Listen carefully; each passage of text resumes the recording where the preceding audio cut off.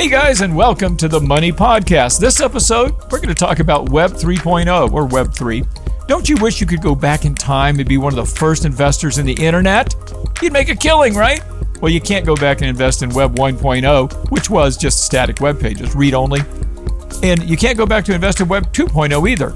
That's what we have today, creating content and interacting with each other on sites like Facebook. But what about Web 3.0? That's the latest version of the internet, still on the drawing board, being built on blockchain technology. Do you not know what the hell I'm talking about? Good, then you're in the right place. Because today we're going to be talking about Web 3.0, what it is, how it works, and most important, how you can make some money from it. I'm Stacey Johnson. As usual, my co-host will be financial journalist Miranda Marquardt. Hello, Miranda. Hello, Stacey, and happy Merge Day. Thank you. It is Merge Day. We will explain that in a moment, folks. Listening in and sometimes contributing is our producer, Aaron Freeman. Happy Merge Day, Aaron.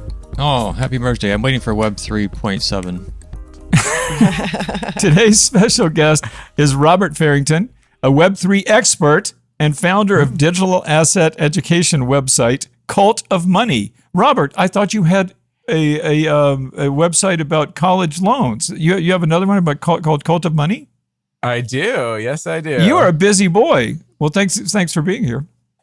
Thank you for having me. This will be fun. This is going to be really fun because I'm a Luddite when it comes to this stuff. And I'm really kind of smart about money. I've been doing it for 40 years, but I'm just a little slow in the uptake when it comes to this web stuff or the blockchain stuff. Before we start though, folks, one quick thing. This is not financial advice we give on this podcast. So make sure to do your own research, consult your own experts before acting on anything you learn here. In short, be responsible for your own money. Okay, let's dive in. Would you please explain, somebody, I know you're good at this too, Miranda, what the heck is Web 3.0? Was my explanation good? What is it? Yeah, I think you nailed it. I mean, Web 1 was static. Web 2 was two-way communication. But Web 3 is really what enables true, verifiable digital ownership of assets in the virtual world. So, right now, like you create content on YouTube, Facebook, wherever, those platforms own and control it. Or if you like to play video games, Fortnite, those companies own those skins and everything. And you don't really have a say on how that happens. And Web3 in a general concept is trying to change that. It's trying to give individual users a little more privacy, a little more security, and actually a real verifiable sense of ownership that you can do something, whatever you want to do with your assets. Now, by the way, Robert, last night, I just remembered this. I was talking to my wife last night, and I told her I was doing this podcast today. And she said, what's Web 3.0? And I gave an explanation about what you just gave. You control your own privacy, and and we can interact with each other instead of having to go through a bank, for example, to pay each other money or whatever. And she said, well, what the hell are you talking about? Wait, what do you mean? And I thought I'd done a good explanation. Imagine. Just I used to do this when I was a TV news reporter. Pretend like I'm 8. And explain what Web 3.3 or Web 3.0 is. Well, it's important to put in the context of something. So if we want to talk about trading stocks, for example, a great idea is right now, if you were to buy or sell a stock, it goes to an exchange, it goes to a middleman, it matches everything up. And then, it settles in like 3 days. I mean, yeah, it shows up in your account right away, but like your true transaction hasn't even settled for 3 days, right? And so you couldn't necessarily withdraw that cash right away or do anything with it. You're waiting in limbo. Well, what Web3 is really trying to do is cut out those middlemen. So in a trading example, for instance, you can trade instantaneously, cross-border, worldwide, and it can be verified anywhere from seconds to minutes. Some of these blockchains are a little slower. Bitcoin's about 20 minutes, but you can have a fully verified, accessible transaction so much faster today. And so how would that work for you? Why should you care? Well, we were just at a conference last week and we had a lot of international visitors at that conference. Do you think that they actually did a bank transfer and settled up paying people with like Venmo? No, they can't because they're not in countries that do that. A lot of them were paying in these cryptocurrencies, and Web3 is what enables that to happen instantaneously, cross-border, and verifiable in seconds. Well, give me examples of things that are included under the umbrella of Web.3? Obviously, cryptocurrencies, right? That's a big one. That's the one that I think everyone hears the most about these days. You also have NFTs, non-fungible tokens. And sadly, and I say sadly, that art NFTs have gained the biggest traction with pictures of apes and things like that. But NFTs themselves are so much more than art pictures, and they have a lot of functions and uses. You also have things like DAOs, decentralized autonomous organizations, which these are basically like LLCs, except everything is digitized. And so there's a lot of functionality that you can bring to this. And then you have a whole host of other things in terms of payments, domain names on the website, where things are hosted and how files are hosted. Like, you really start opening it up when you realize that you don't have to have a centralized clearinghouse or place or entity that is suddenly the defining rule maker of whatever it is we're talking about. And so you see a lot of this. Okay, go ahead. Yeah, I was just going to see if I could use an example. You said domain names. Okay. So I want to register a domain name right now.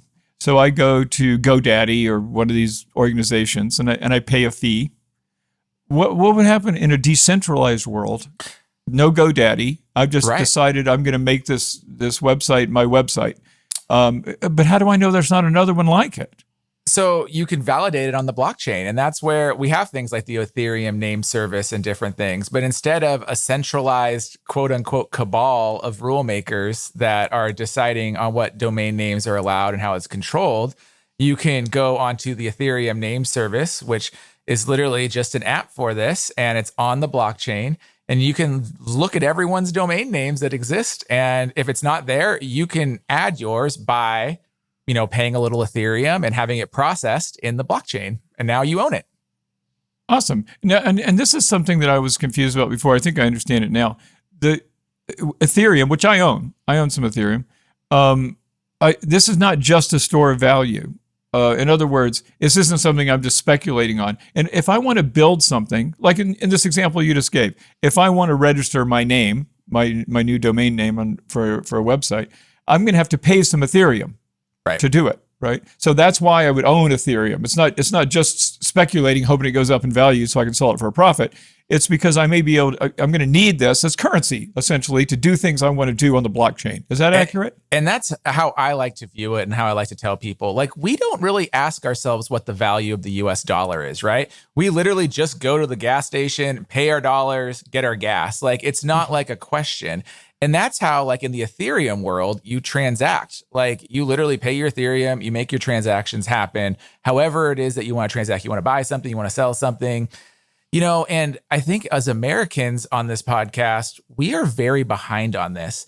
If you go to a lot of other countries, they are Ethereum natives. Like, contractors will now get paid in ETH. And doesn't matter if ETH is worth, $150 or $100 or $200. They're just like, hey, I'm going to get paid 0.1 ETH this week. And that's how they live their lives. And that's also how they transact their lives. And so it is really a currency that enables you to do other things. Now wait. I'm lost there. Okay, you're going to pay me 0.1 ETH per week. Well, that ETH is fluctuating in value every 5 seconds. In terms of dollars? Don't I have to immediately convert it into... People in the people in the ecosystem aren't interested in its dollar value. People in the ecosystem, ETH is an ETH, a Bitcoin is a Bitcoin. Whatever you're using, they're not worried about its dollar value. They're worried about... Well, yeah, but that's fine. That's fine, Brand. Okay, but that's good for people who live inside the internet and find things inside the internet. So how does this translate into the real world? How does all of this go to Publix and buy milk. How are you doing that? How does NFTs help the tangible items in the real world? Yeah. I mean, right now it doesn't, let's be honest. Okay. I mean, like, the idea here, right, though, is to be able to say, like, okay, if I want to get into this alternative money system, can I? And do I use it as a way to get me outside of, like, centralized financial structures? And now let me ask both of you guys this, too. There are still people, and I've been investing 40 years. I was a stockbroker for 10 years. I mean, I've dedicated my entire life to different forms of investment, but I've never seen anything like this, where you've got some people, Warren Buffett, expert investors, who say, this stuff's going to zero. And then you've got other people, also experts, saying this stuff's going to $1 million. I mean, there seems to be no real consensus among people where there should be. I mean, they're just like diametrically opposed. Why would that be? We are in 1998, 1999 regular Web 2 internet, and we don't know who the winners are going to be. I think what this is all saying is that why do people think it's going to be $1 million? Why do people think it's going to be a zero? You're asking them different takes on the same question. So, Warren Buffett thinks that, any individual blockchain could go to zero, and he's right, because we don't know who the winner is going to be. There's probably going to emerge 3 or 4 different blockchains that are going to run their own kind of system, whether that's payments, whether that's NFTs, whether that's transactions.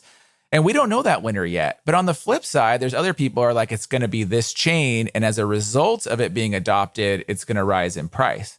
And I think that's the hard part, is there will be a lot of losers.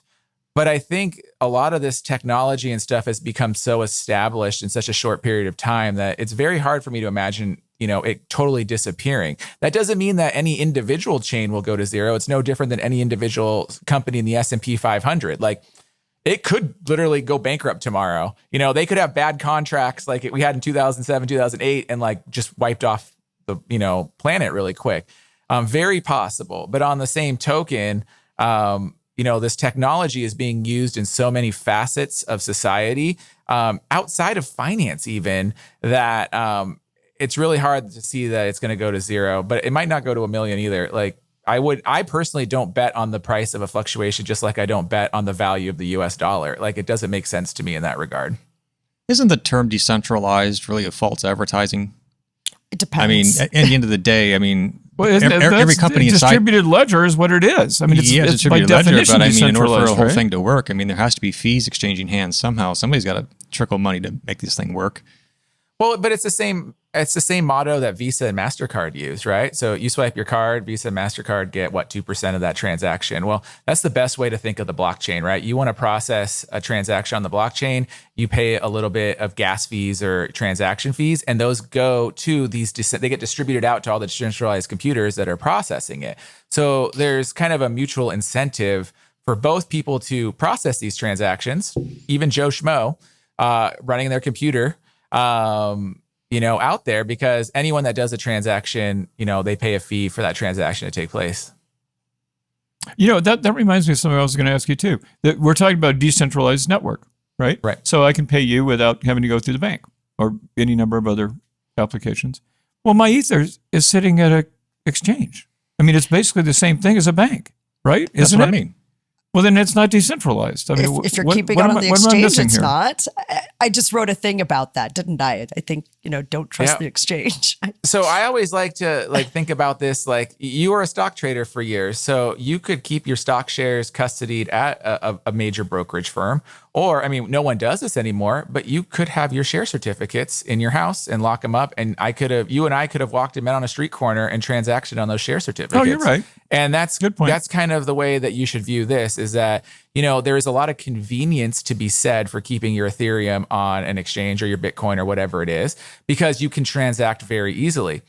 But on the same token, it is decentralized. So you could pull it, you can custody your own cryptocurrency. And there's a lot of decentralized exchanges out there where you can make transactions happen off these exchanges as well. We need to take a break here in a minute, but real quick before we do, I just remembered something. We talked about the merge at the beginning of this podcast and said we'll explain it in a minute. We haven't. So quick explanation. Today is September 15th, a day that will live in infamy in crypto land, because this is the day the merge took place. One of you two explain what the merge is. So Ethereum is changing its mode of consensus from proof of work to proof of stake. And so it had to build a new blockchain to do this. And so it's been kind of running these parallel blockchains, but today is the magical day of the merge, when it all becomes proof of stake and magically faster, and the world becomes new and fresh. Is there a world in which you think somebody could have understand what the hell you just said? I was like, I love this explanation because so yeah, blockchain, Robert's gonna fix it. Well, I'll try to fix it, but all this technology relies on everyone proving something decentralized. Right. So how do you prove that I really sent you, $1,000 in ETH? Like, how do we prove that? So before, we used to have all these computers using all their graphics cards, and they were cranking out math equations nonstop. Until someone cracked the magic code and basically it said, yes, this transaction is real. And so that's the premise of proof of work, is that work is being done to prove this happens. Well, there's a whole different math algorithm that's called proof of stake, where it's basically like enough people have staked their money on this transaction being valid. Like I've basically effectively bet enough money that this transaction is valid that we're going to believe you because you have way too much to lose if you lied to us. And that is the premise of proof of stake, is that people have put in literally like billions of dollars in Ethereum to say, yes, I'm not lying to you. This transaction is valid. Because if they did lie, they would lose their stake and they would lose billions and billions of dollars. So to say a $1,000 transaction is a lie doesn't make mathematical financial sense. And so we've transitioned. And the reason we transitioned is because now we don't have to use all these graphics processors. It saves a lot of energy and it's a lot easier for people to validate this. So it's a big deal. There's a lot of math. You can go down a rabbit hole. It's also why NVIDIA stock has plummeted. No one wants to buy graphics processors anymore. So is this the reason then, Robert? Why? I mean, I wasn't exaggerating. If you look at any website, financial website today, it'll say this is one of the most instrumental things that has ever occurred in blockchain technology. I mean, today. I mean, it was that big of a deal. It was. Just because we're saving power and still maintaining the same distributed ledger, is that why? And it makes it continue to be more scalable. So at the end of the day, when you have all these computers and graphic processors and power being used, like you're going to hit hard limits of how much work can physically be done to validate transactions. And so Ethereum was growing so much. There was so much demand that, I mean, like you're going to hit this point where like we literally couldn't use it any longer at scale. And by switching, now we can start doing more transactions and more processes, and the blockchain can continue to grow. And the reason that's important is because Ethereum is, like we talked about, it's what's built on these smart contracts and programs and apps and stuff. So Bitcoin has kind of become the digital gold standard. Ethereum has kind of become the digital cash standard of Web3. And so to be able to have it continue to scale is very essential. Cool. Well, we're going to go ahead and take a really quick break. But when we come back, you guys need to stick with us. And I'll tell you why. Because when we come back, these experts are going to tell us exactly how we're going to make a fortune doing what they do. They're going to show us their distributed ledger, or whatever the hell it is. So we're going to be right back after this. Okay, we're back. I promised that you guys are going to tell us how to make money. I mean, that is the purpose of this podcast, is making people richer. So how are we going to get richer through Web 3.0? Could be crypto, but it could be other things in Web 3.0, right? We've hardly touched on the metaverse. I mean, all these things are part of Web 3.0. Tell me how to make some money.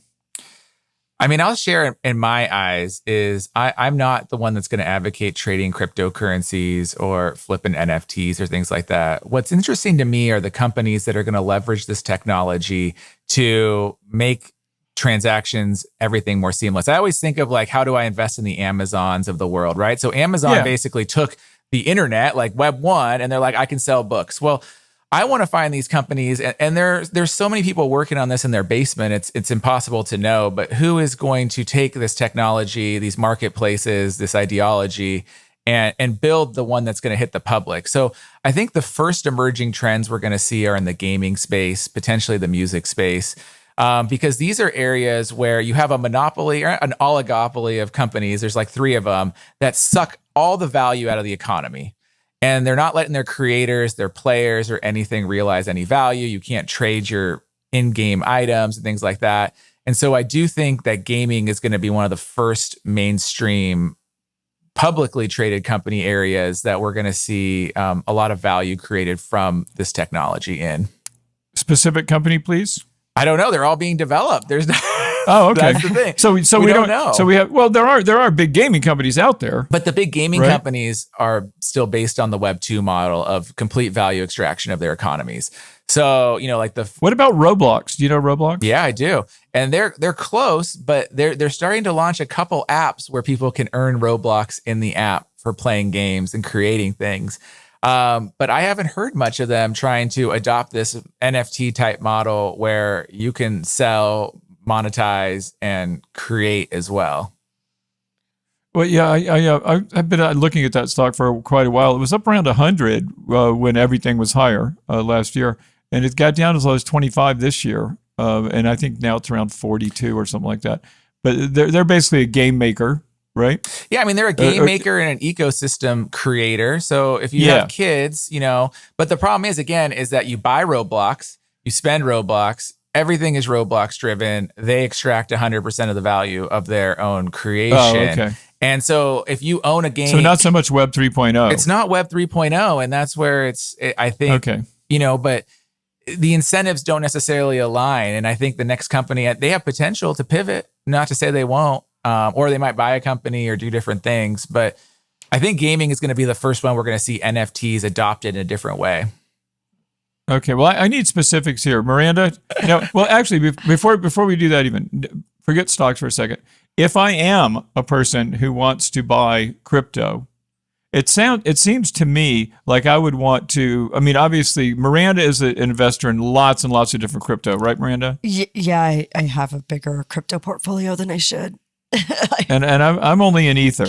I read a New York Times article about this whole thing, gosh, I don't know, 5 or 6 years ago. And so it seemed to me like because Ether is used to actually make apps and other types of services and programs, that's what I went with Ether. So if someone said to me, Stacy, which crypto would you buy? I'd say, well, I'm buying Ether. I like Ether the best. What would you two say? Because anyone who's going to do what I suggest is probably an idiot. Wait. Before you get to that, clarify something. So are you saying that buying the actual coin, the digital currency, is like investing in these group of people that are actually creating the Ethereum blockchain? Is this one of the same?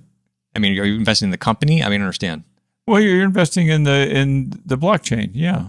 Okay. Right, Robert? Well, you're buying the currency. This is where it's like... currency. You're buying the currency. This is where it's hard. So I'm not Stacy, do you like to trade Forex? Would you, if you think the Australian economy is going to grow this year, would you buy the Australian dollar, or would you? I am not an investor in Forex. I don't believe in doing commodities at all. But that's how I view crypto on these or futures, rather. But that's how I view these chains. So buying Ether is buying the currency of it. It's not necessarily investing in it. So you're trading on price speculation. Is what you're trading on. Yes, that's exactly what I'm trading on. And the reason I think that there's some upside is because there's greater use, what I perceive greater use in Ether than there would be in any other common cryptocurrency. So if Ether is going to be the backbone of Web 3.0, how do you invest in it without investing in the currency?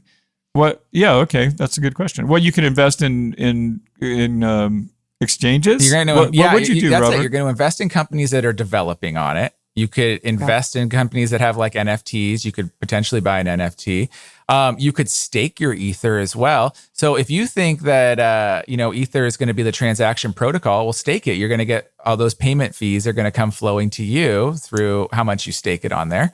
Okay, explain what staking is, because no one's going to know that who's hearing this. So staking is where you put your money into these pools that validate these transactions. So you are putting it in to basically essentially bet that this transaction is valid. And as a result of your stake, you get a % of the payment or the processing fee. Where am I going to do this? To an exchange? Like Coinbase or something, an exchange that sells cryptos? Yeah, you can do it on an exchange, but you can also do it on... Directly, yes. Directly with who?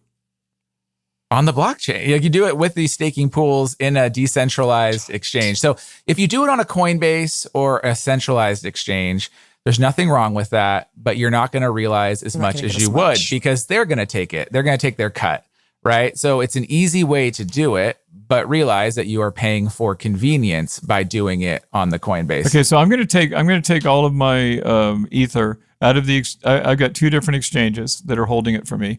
I'm going to put it in a wallet, and then I'm going to find somebody that I can go in with and stake it. Yes. Is that what you're saying? You could. Okay, and how do I find them? You go on the decentralized protocols, and there's a bunch of them out there, and you have to go to a D app, and it's a complicated. It's very complicated. Well, this is why everybody's doing every it. time. This is why everybody's doing it. Stacey. Every time we have one of these podcasts about crypto, I feel like shooting myself. This is why I just say if you're just dabbling, I'm an expert at money, and I'm so easily lost in this. I feel like I'm 4 years old. This is why I always say if you are just dabbling, if you're not interested in getting into the ecosystem, then sure, stick with a centralized exchange, make it easy for yourself, and do that. Because if you're not serious about actually getting deep into the ecosystem, and you don't want, because it's a very steep learning curve here, and you have to go to interesting places and know how you're going to connect your wallet, and so it's very important. If you're just getting started, then okay, go ahead, go to Coinbase, get your 3.25%. It's going to be better than what you're getting at the bank anyway, and move on with your life. But if you really want to get into this, read Cult of Money. It gets a little bit crazy there, but you'll be able to find these decentralized type exchanges like your Uniswaps and your and things like AAVE, where you can what this reminds me of, Miranda? I'm going to say something. Usually the person that makes everything simplified is the winner. When it's hard to get music, but then Apple comes out with the iPod and says, here's one dial and you can listen to all your music.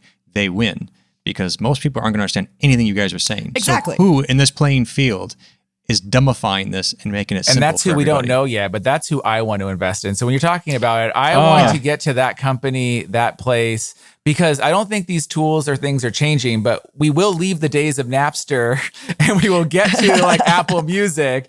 But I don't know what the company is that's building that tool, because there are hundreds and thousands of them out there right now. And a lot of them are in their parents' basement, or, they're on an island somewhere because it's decentralized.